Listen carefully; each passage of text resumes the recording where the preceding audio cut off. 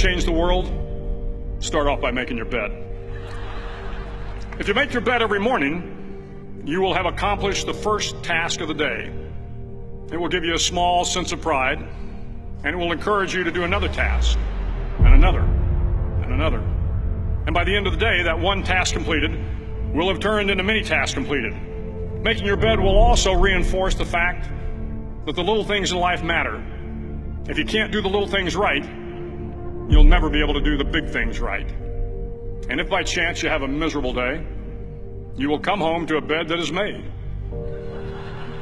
that you made.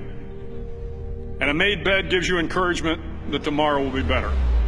To pass SEAL training, there are a series of long swims that must be completed. One is the night swim.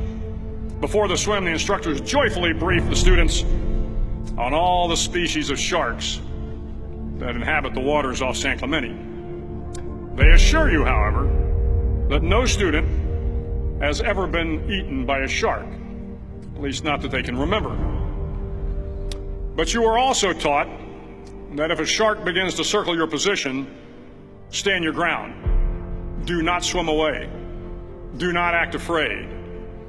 And if the shark, hungry for a midnight snack, darts towards you, then summons up all your strength and punch him in the snout, and he will turn and swim away. There are a lot of sharks in the world. If you hope to complete the swim, you will have to deal with them. So if you want to change the world, don't back down from the sharks. Over a few weeks of difficult training, my SEAL class, which started with 150 men, was down to just 42. There were now 6 boat crews of 7 men each. I was in the boat with the tall guys, but the best boat crew we had was made up of the little guys, the Munchkin crew, we called them. No one was over 5'5". The Munchkin boat crew had 1 American Indian, 1 African American, 1 Polish American, 1 Greek American, 1 Italian American, and 2 tough kids from the Midwest. They out-paddled, outran, and outswam all the other boat crews. The big men in the other boat crews would always make good-natured fun of the tiny little flippers the Munchkins put on their tiny little feet prior to every swim. But somehow these little guys from every corner of the nation and the world always had the last laugh, swimming faster than everyone and reaching the shore long before the rest of us. SEAL training was a great equalizer. Nothing mattered but your will to succeed, not your color, not your ethnic background, not your education, not your social status. If you want to change the world, measure a person by the size of their heart, not by the size of their flippers. The 9th week of training is referred to as Hell Week. It is 6 days of no sleep, constant physical and mental harassment, and 1 special day at the Mud Flats. The Mud Flats are an area between San Diego and Tijuana where the water runs off and creates the Tijuana Sloughs, a swampy patch of terrain where the mud will engulf you.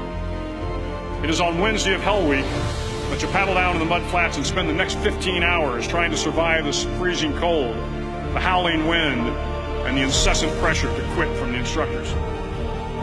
As the sun began to set that Wednesday evening, my training class, having committed some egregious infraction to rules, was ordered into the mud. The mud consumed each man till there was nothing visible but our heads.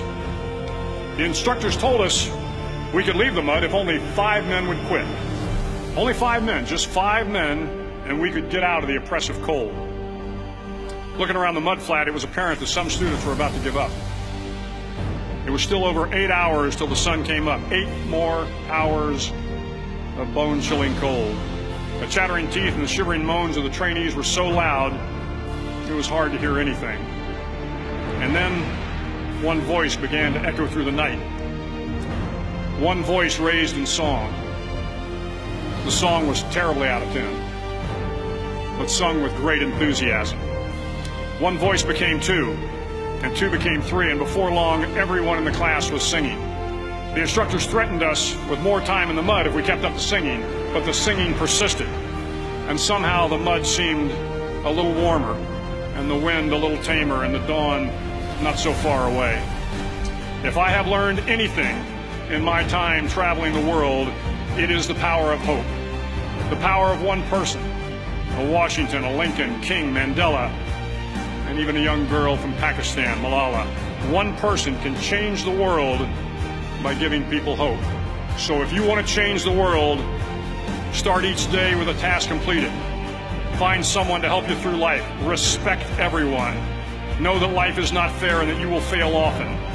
But if you take some risks, step up when the times are the toughest, face down the bullies, lift up the downtrodden, and never ever give up.